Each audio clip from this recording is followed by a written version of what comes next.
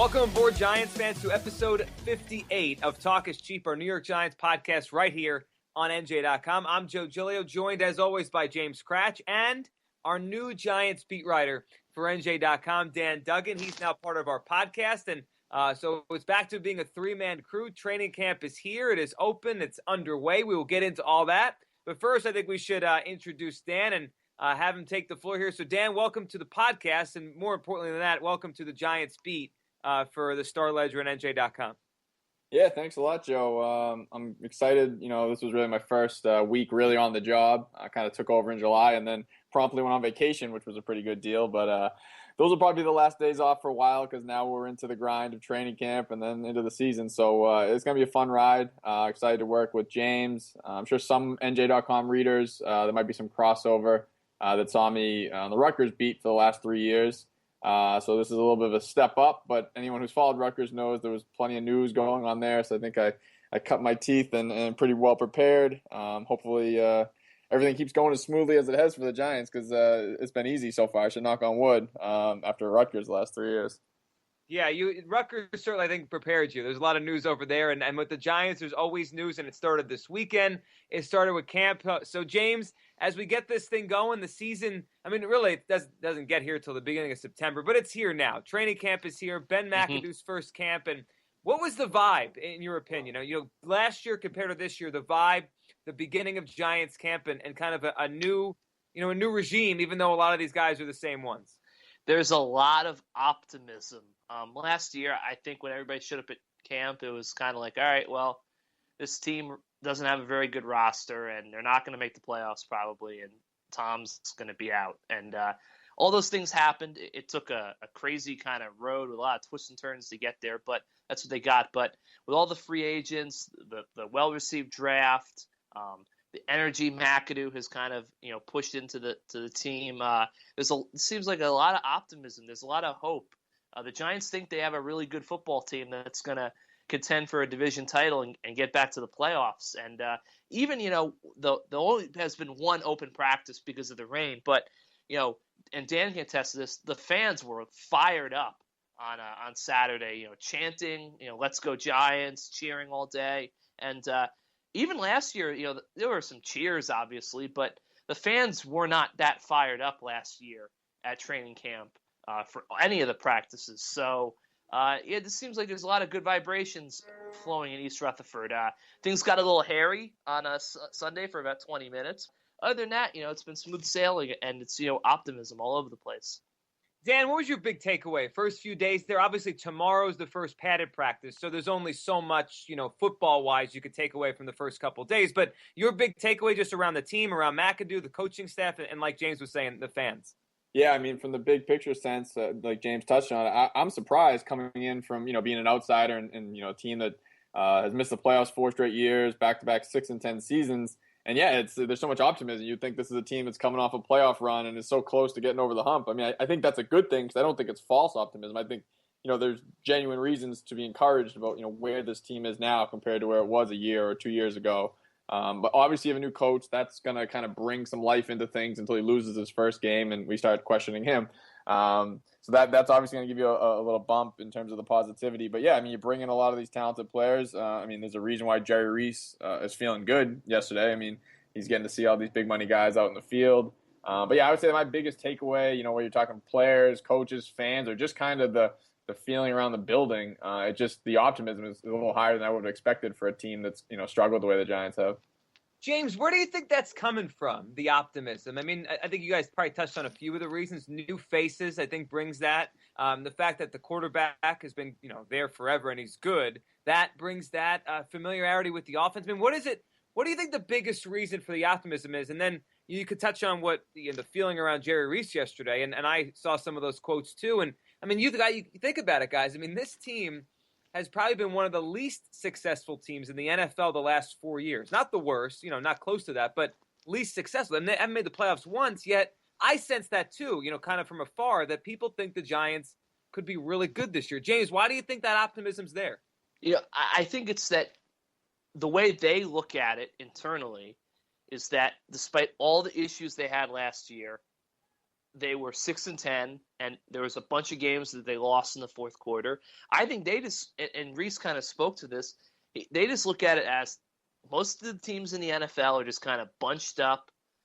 Play here and a play there determines who's 6-10, who's 10-6, and they just think they were close last year, and they think that they've done the necessary things to go from close to being there right back in that playoff hunt. I just think that while a lot of fans looked at last year as just more another brick on the load of badness is that even a word? I don't know. It's a podcast. Anything's a word. It's a podcast. Anything's a word. Yeah, I just think fans looked at it as just here's another really bad season, crappy season, but I think the Giants looked at it as we were not as successful as we wanted to be, but we were close, and we think we can turn the corner this year with all the additions we've made and the tweaks we've made. So I think that's where the optimism comes from. Jerry was loose and upbeat and optimistic, and there was no back and forth with any of the reporters really. As I wrote this, completely different from the press conference he had to end last season, which was not good, to the guy who started the new season on Sunday with a really kind of upbeat, hopeful address to the media. Dan, you think part of that is the coaching switch too? I mean, not that anyone would say right now that Ben McAdoo is going to be or definitely will be a better coach than Tom Coughlin. That's hard to even imagine. But just the fact that there's a new coach, like I felt like with the Giants the last couple of years, there was this feeling of, when is this going to end? And when are they going to have to make a switch? But now it's almost like it's a brand new feeling with a new head coach. Yeah, I mean, James might be able to speak that a little bit better. I would just say, like I said off the top, that a new coach is going to bring, some positive vibes into camp because it's not just the same old. And obviously McAdoo isn't this, stark departure from what Tom Coughlin did, but it's a different voice, obviously a lot younger. I think you've heard that he's, communicates with the younger players a little better, and that's really a focus of his. So I think if you're a young player, you're obviously going to be, receptive of that. But yeah, again, we're 3 days in. Obviously, they've had the offseason programs. We'll see when the bullets start flying in September. But I think, yeah, obviously he's checked all the boxes out of the gate. All right, James, let's go through the crisis of yesterday, which I started seeing on Twitter. I know you had a post this morning taking Giants fans through what happened there. So what I first saw was Odell Beckham went down in practice. And anytime you see one of those tweets, if you're not there, it's probably different if you're there because, you're actually seeing what had happened. But if you're not there, the first thing you think of, and I think this happened yesterday to Giants fans, we're doing this podcast on a Monday. So Sunday, when he went down was the worst, right? That's what you start thinking. Oh no, a player went down. Uh-oh, he's gone for the year. Something bad happened to Odell Beckham.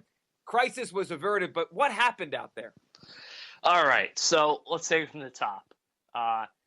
Deep ball down the, I guess, right sideline. Right, Dan? We're on the right side? Right sideline, yep. So, deep ball, Jenkins, Beckham in coverage, incomplete pass. This happened literally right in front of me. Unfortunately, I didn't have my camera phone rolling until after the play. They get kind of tangled up. Jenkins pops right back up. Odell's on the ground. And I hear a coach, I don't know who it was, somebody screaming, get up 13, get up 13. And he didn't get up for a second, and then things kind of got quiet. He eventually got up and kind of limped off to the side, basically limped through the end zone, if you can imagine, looking at the field, behind the goalposts where they hang.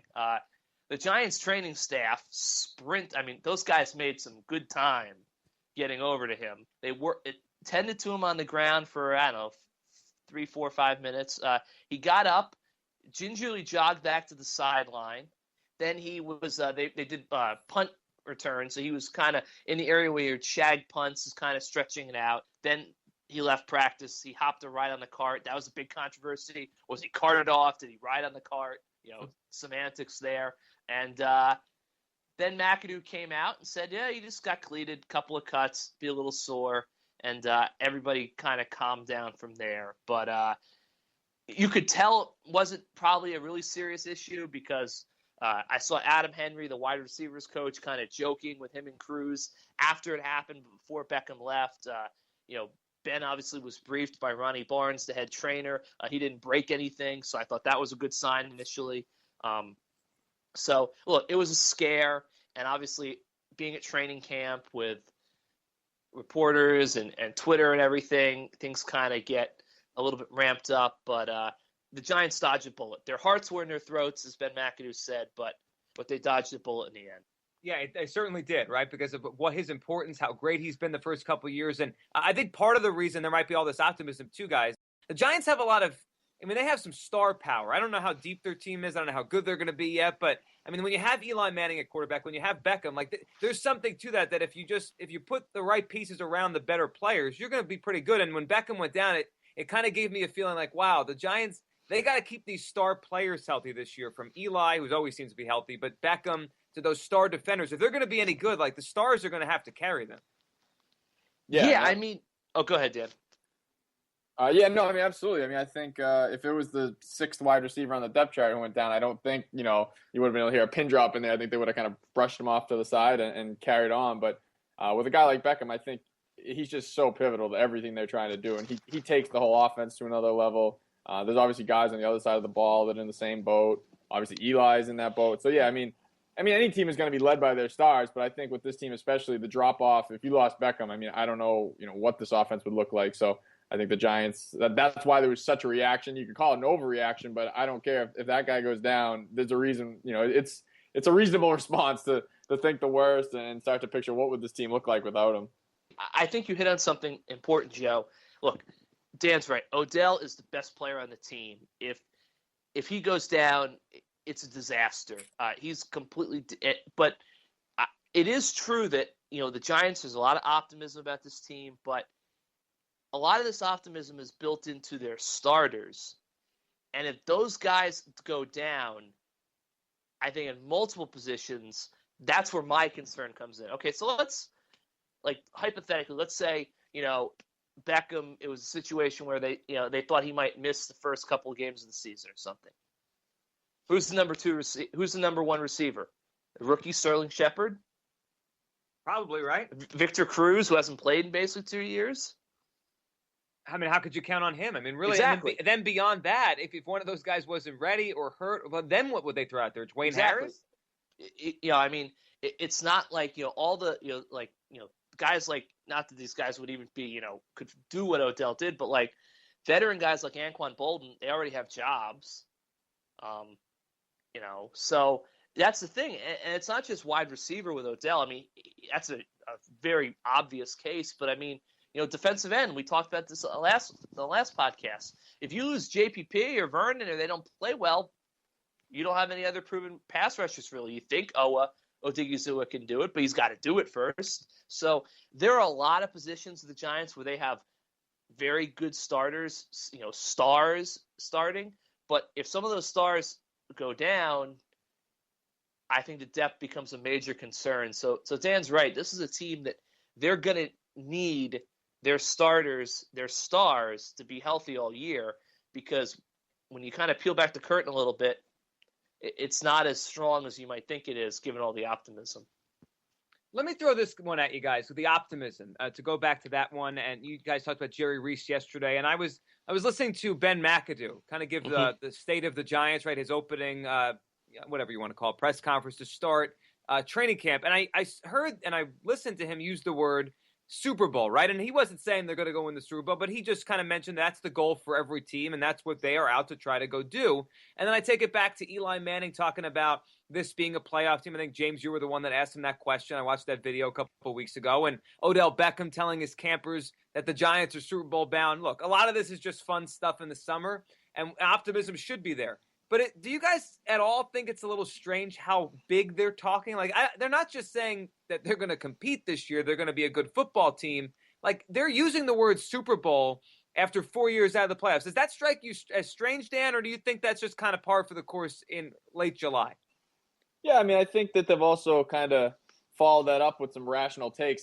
Justin Pugh said, what are we going to say? We're going to go 8-8 and miss the playoffs. And, Jerry Reese said, obviously, that's the goal. What else are you going to, what else would the goal be? And even McAdoo was quick to point out that's just words. So obviously, we tend to latch on to sound bites like that. And But I mean, that's what he's saying in the meeting room. Again, what else are you going to say? I mean, it's not like this is a team that's coming off 2-14 and has a bunch of young players and they know it's going to be a long haul. I mean, they didn't spend all this money. They don't have a veteran quarterback. They don't have a superstar wide receiver to just try and get in the playoffs. The goal, obviously, is to win the Super Bowl. Ben McAdoo said one team's going to be happy at the end of the year. If it's not the Giants, they're not going to feel good like, hey, we went 10-6 and made the divisional round. They're trying to win a Super Bowl. So I don't see anything wrong with putting that out there on day one. I mean, like McAdoo said, the goal is crystal clear. I mean, only one team's going to achieve it, but you might as well aim high. And I think that the Giants, look, there's an institutional memory of it's not like they're the Buffalo Bills. I mean, well, Rex says he's going to win a Super Bowl every year, but it's not like they're a team that hasn't done anything in decades saying Super Bowl. I mean, the Giants won a Super Bowl, 4-5 years ago? I know it's a completely different era, different team. I mean, but you got Eli was part of championship teams. Defensive coordinator was part of a championship here. Although that was even longer ago. Cruz was part of a championship. So I mean, I guess what I'm saying is the Giants have done this recently enough that it feels tangible to them that they can actually get to the Super Bowl.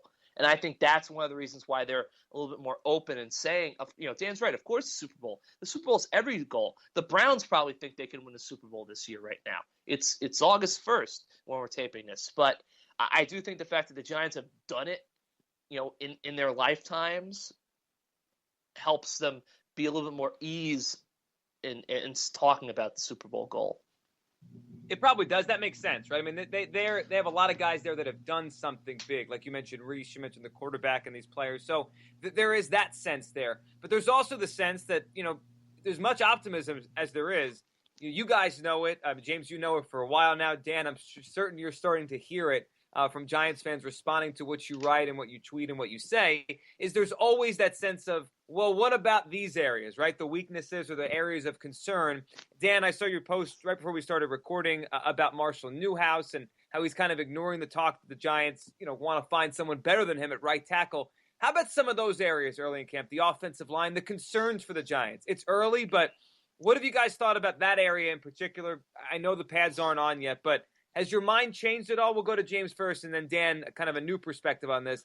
Your mind changed at all on this offensive line, or is it still kind of a little bit of a concern, especially on that right side, James? I think John Jerry is a guy who gets unfairly lumped in. I think he's a solid starter in the league. He's fine. I think, and I've said this many times, in a perfect world, I think Marshall Newhouse is a reserve. He's a swing tackle. That's not the situation the Giants have. I don't think Newhouse is as bad as people make him out to be.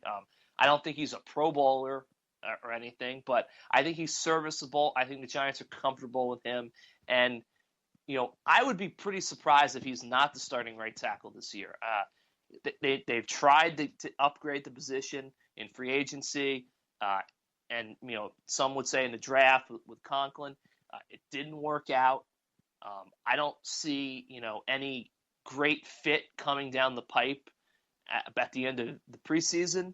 That could happen, but it would surprise me. And I know Jerry Reese said that Bobby Hart was in this competition when he spoke, which kind of surprised me because, and maybe Dan can speak to this too. I haven't seen one first team offensive snap taken so far in these first few practices where Newhouse is not the right tackle. Now Hart's always in there with the second team, but to me, it seems very clear that Marshall Newhouse, it's his job. Now that could change in the preseason games, but for now, I would put it 85%, that maybe even 90% that he's the starting right tackle. And honestly, I think the Giants can get by with him. I mean, he started 14 games last year, and nothing horrible really happened. So why can't they do it again? Yeah, Dan, go ahead, Dan. Oh, sorry. Yeah, Newhouse. I'll say this: he has a great perspective on things. Just talking to him, he's a likable guy, and it's he's become such a whipping boy. And he says, like, I understand that obviously everything wasn't up to standards, but he's not quite sure why he became such a target. And really, when you step back, I didn't break down every game last year or anything, and I know there were problems and he wasn't great, but I mean, the offense wasn't the biggest problem on this team anyways. I think if you're looking at weaknesses, like Jerry Reese said, you don't need 5 Pro Bowlers up front. I mean, hey, it'd be great if you did, but I think we're looking at kind of weaknesses and spots on this team that are question marks. I think the other side of the ball, there's much bigger ones, and obviously, Reese addressed some of those with the free agent signings, but I would say linebacker is probably the biggest question mark to me right now. I mean, I don't know that you have anybody there who is, certainly not a Pro Bowl level, but I don't even know above league average level linebacker. So to me, that's really the spot that I think maybe we haven't focused on enough really in camp because the pads haven't been on. But I think that's the position I'll really be watching this week as the pads come on. Yeah, that's interesting, Dan, you say that because I was reading, James, your story about Jerry and that study he did, right, on the offensive lineman and what Dan just alluded to, that you really don't need to have 5 stalwarts along the offensive line, especially probably in the Giants offense, because with McAdoo, Eli gets the football out of his hand pretty quickly now compared to years past. But the linebackers, as you were saying that, Dan, I was thinking, I mean, last year's Super Bowl obviously had Luke Kuechly, it had Thomas Davis, it had Von Miller, and you could say he's more of a pass rusher, but whatever, he's a linebacker in their system. And not that the Giants need those guys, but it's a pretty stark difference. If Jerry Reese wants to talk about teams that win recently and what they have at a certain position, well, teams that won last year had pretty good linebackers, and it's been a story for the Giants, James, as you know, for years and years. I mean, the Giants seem to just not prioritize linebackers. I mean, I feel like we're going back 2 decades now. This is kind of a bridge year for the Giants at linebacker because if Devon Kennard can stay healthy, I think he's shown that he can be an impact player. And they're very high on B.J. Goodson, who they just drafted in the 4th round. So, we might be sitting here a year from now and saying, well, Devon Kennard just had a breakout year and B.J. Goodson's ready to take over at middle linebacker, and we think that the Giants are in a good spot at linebacker. I think what Dan said about, yes, on paper, a lot of these guys are basically average NFL starters, but that's better than what they had last year. So I think that this very veteran group they have to find the right combination of the 3 starting positions, who's going to play what spot. They keep Kennard healthy. They have a chance to be better than they were last year, and I think they won't be as much of a weakness in terms of a defensive unit than they were a season ago. So, Dan, for you, you said the linebackers here. Let's move this forward a little bit. So we're doing this podcast on Monday, August 1st. Next time you guys are out there, practice will be tomorrow, Tuesday. Pads on for the first time. For each of you, give me a couple things that you really want to look for now. And it's totally different. We all know it. Football practice, when there's pads compared to just shorts, it's a different feel. So for you, Dan, it's linebackers. And what else do you really want to look for first padded practice on Tuesday? Yeah, I mean, obviously, offensive line play is impossible to, judge when they're playing patty cake and, T-shirts. So that'll be something. But, of course, like we said, the line is sort of in place. So I don't know if there's a ton to, monitor there unless someone all of a sudden starts working in with the first team. It's not like there's a rotation going on at one spot. So maybe less there. I mean, I think it's a good chance to see Vernon, in pass rushing situations and JPP. Again, it's just obviously it's so much different when the pads are on and it's full contact for those guys. And then even the running backs, it's hard to watch them because they run into the line in these drills now and they kind of scoot through and you're like, what do you got tackled? What do you not? At least there's a little more clarity. I mean, they're not going to be tackled to the ground, McAdoo said, but when they're hitting with the thud tempo, you can kind of tell if a guy was going to break a run or not. So I think running back's another position where obviously Jennings is the top guy, but behind him there's a lot of interesting pieces there that it'll be interesting to see how that depth chart shakes out. James, how about for you? As you look forward to Tuesday, first padded practice, what are you most looking forward to watching? One thing I want to see is, Dan said the line's kind of set. I want to see how the tight ends block because they have, it's a very interesting group. Ryan Malik, Matt Lacoste, Will Tye, Larry Donnell, Jarrell Adams, all of them have shown something at some point, whether it be OTAs, minicamp, or so far in training camp.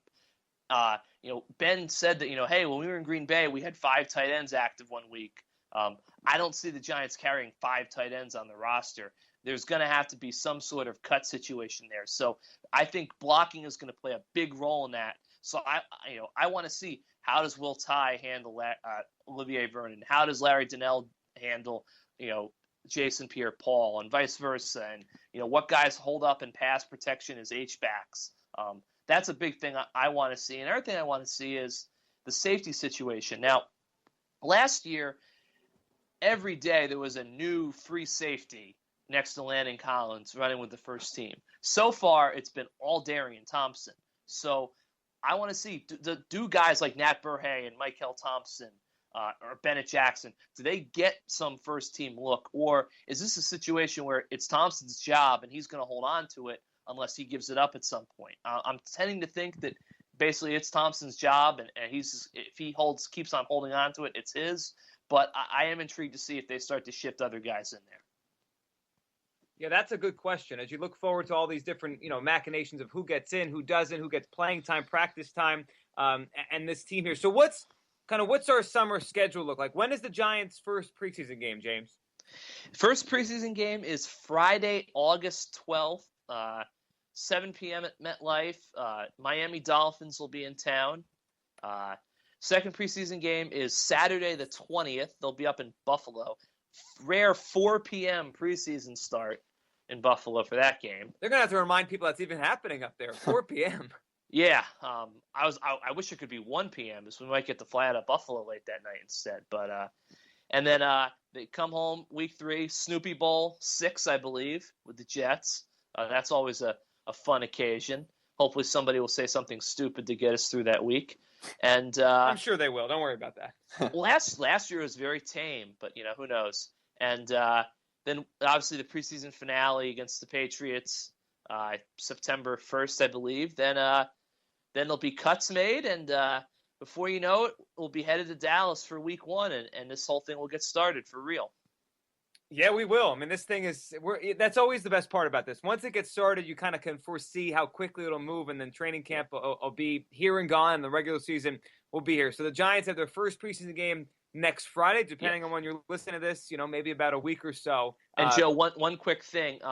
Training camp this year, very short. First preseason game is on the 12th. Ben McAdoo is breaking camp on the 15th. So obviously they'll keep practicing and we'll still have coverage, but the training camp portion of the summer is going to be over a lot quicker than it usually is. Yeah, that does seem pretty quick. So that's just 2 weeks from today, right? Yeah. We're doing this on August 1st, so 2 Mondays from now. Yeah, that is a short camp. Did he mention why he's doing that? Is that just the way he wants to schedule his summer and compared to their regular season and preseason schedule? Was there a reason for that? I think, honestly, at the end of the day, I think the biggest thing in terms of like training camp versus just preseason practice is when the guys can leave the team hotel and go back and live at home or in their apartment or wherever. I think that's maybe the biggest thing, because even when training camp ends, they'll still be there all day, every day, having meetings and practice and everything. I just think that for whatever reason, he's decided the camp aspect is going to end a little bit earlier than Tom had it end. I'm sure the veterans won't be too upset that they get to check out of the hotel a little bit earlier. No, I'm pretty sure they'll be happy to sleep in their own bed. Yeah, that seems like one way to win over a team in your first camp as head coach. All right, so we'll be following along, obviously, with everything you guys write. We'll be back next week. We'll do another podcast maybe before the first preseason game and kind of catch up on the first week with pads and all that kind of stuff. So we're in the swing of things now. It is officially everything's underway. We have Dan on board. James, you're entrenched here, and obviously all of you with us as we go on this ride through the 2016 season. Dan, thanks for doing this first podcast. Good luck, and excited to talk to you again next week. Yeah, happy to be on board. And, of course, James, thanks you for always being part of the podcast. Thank you, Joe. Hey, Giants fans, Talk is Cheap fans, if you were at training camp, shout out, say hi to us. We'll be amongst the masses walking around on the field. There you go. If you're listening and you're going to be at camp, go say hi to the guys. And, of course, as you listen, iTunes, Stitcher, any way you want to listen, you can find this podcast and listen. You can do it on NJ.com as well. And if you like the show, rate us on iTunes. It helps the show grow and continue so we can bring these podcasts to you. Appreciate everyone listening. This has been Talk is Cheap. We'll talk Giants with you again soon on NJ.com.